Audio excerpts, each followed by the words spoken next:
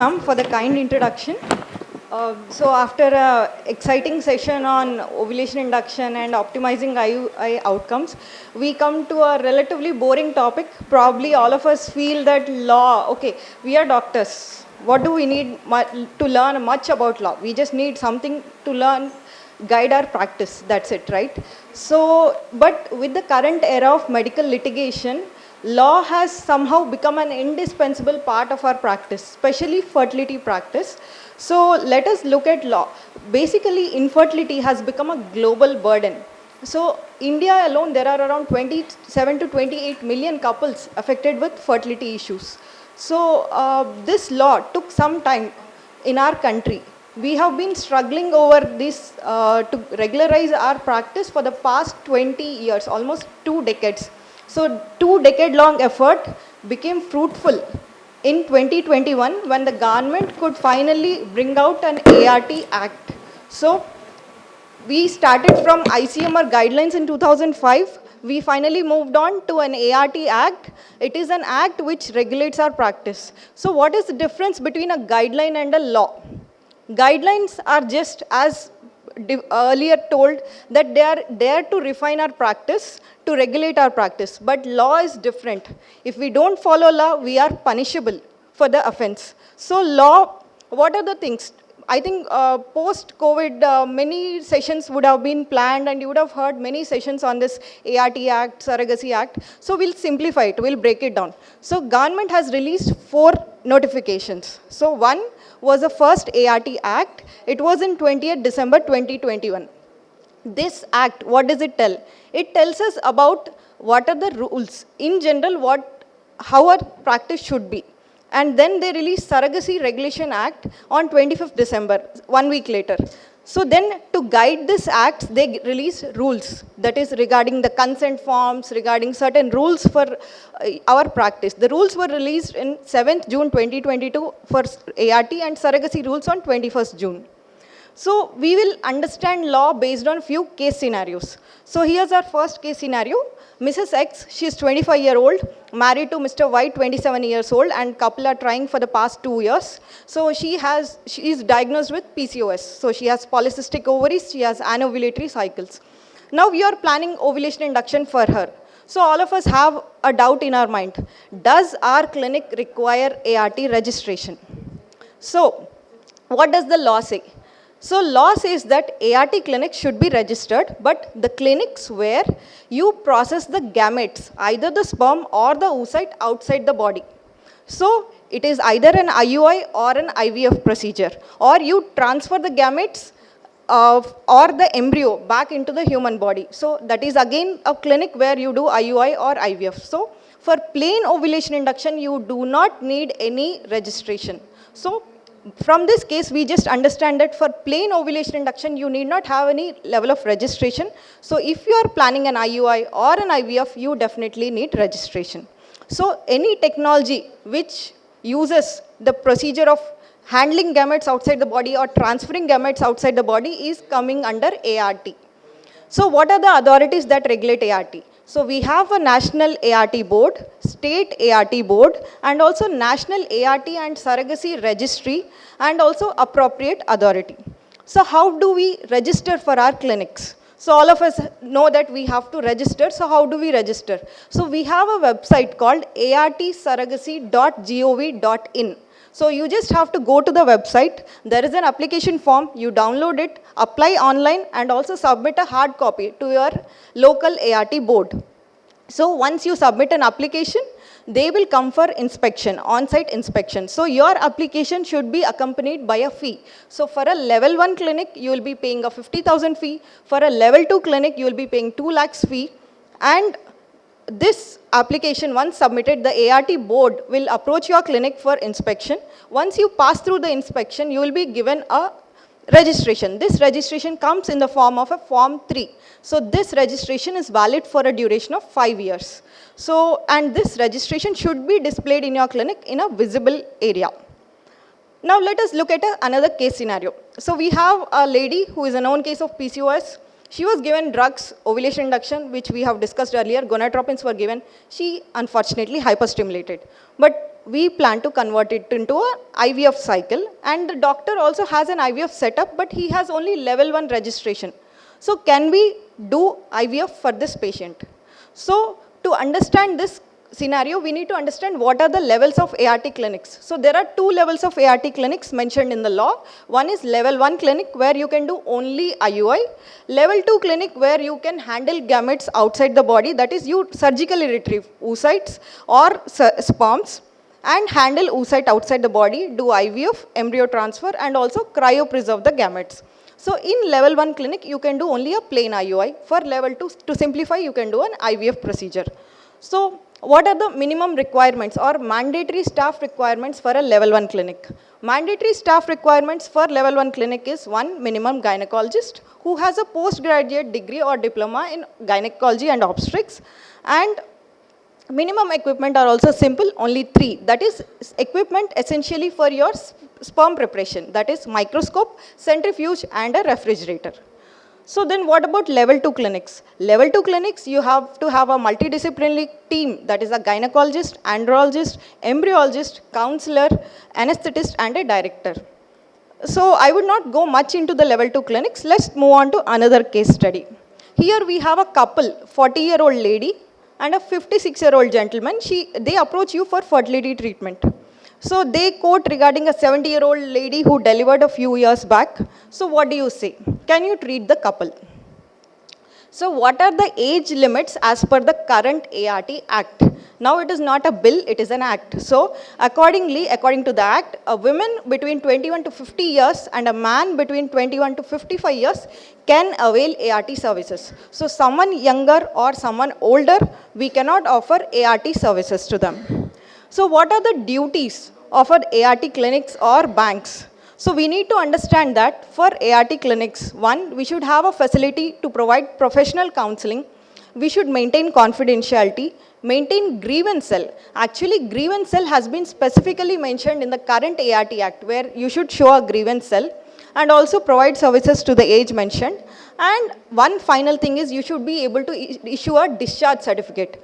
Most of us do procedures, but somehow we fail to give a discharge certificate. Discharge certificate has been made mandatory according to the current ART Act. Moving on to another case study. So here we have a couple, both O positive blood group. They took treatment at your clinic 5 years ago. You did an IUI, husband sperm. She conceived. They are very happy. 5 years later, the child got into an accident. They needed O negative group. Suddenly, the couple were worried.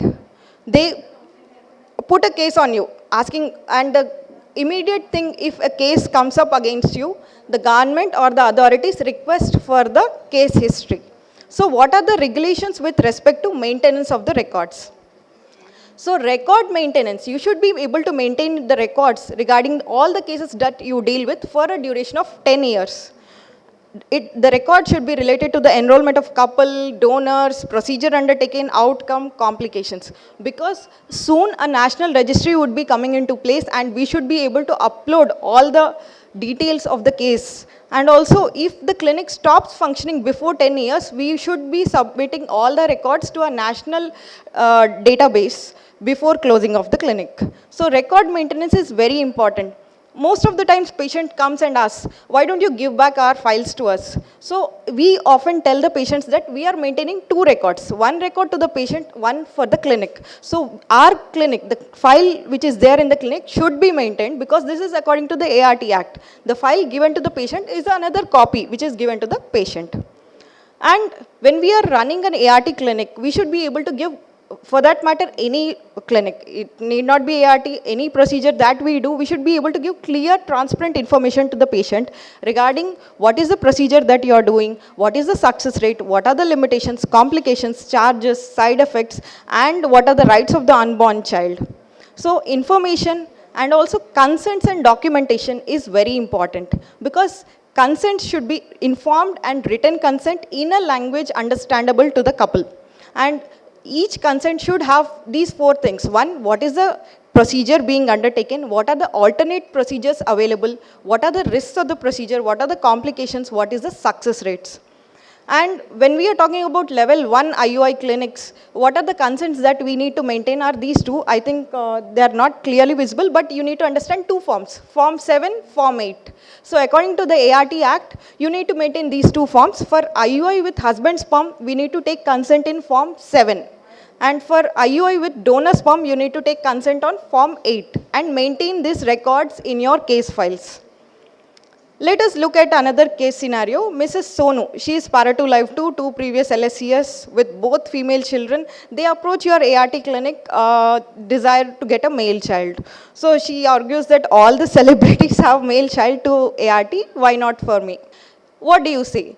See, ART Act is all the ART clinics are subject to provisions of PCPNDT. So sex selective ART is prohibited by the ART Act. So, and it is punishable with a serious crime like 5 to 10 years imprisonment or 10 to 25 lakhs fine. So sex selective ART is prohibited.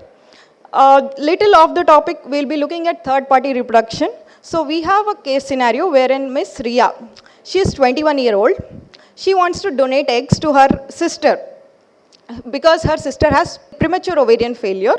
So Ria is unmarried, she wants to donate eggs before marriage and ready to sign any documentation to avoid legal implications. So what do you say? Can you take her as an oocyte donor?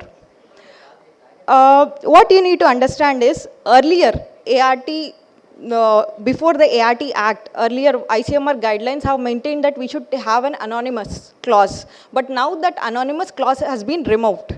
But sadly, in this case, still we cannot take because the age limit for a female donor of oocyte is 23 to 35 years. For male, it is 21 to 55 years. And it is one gamete to one couple. So either you take one sperm donor and one couple or one oocyte donor, one couple. So it is 1-to-1 to avoid any genetic transmission of diseases. And these donors should be registered through an ART bank. So oocyte donor also, they can donate only once in a lifetime and we can take only 7 eggs, up to 7 oocytes in her lifetime. So now moving on to the another case, we have Sonia and Rakesh, married for 5 years. She has primary ovarian insufficiency and also Mullerian agenesis. To simplify, there are no oocytes, there is no uterus. So what do you advise? Normally, we have heard about surrogacy, womb on rent. So the government has brought up a surrogacy act. So what does the surrogacy act? Is surrogacy banned in our country right now?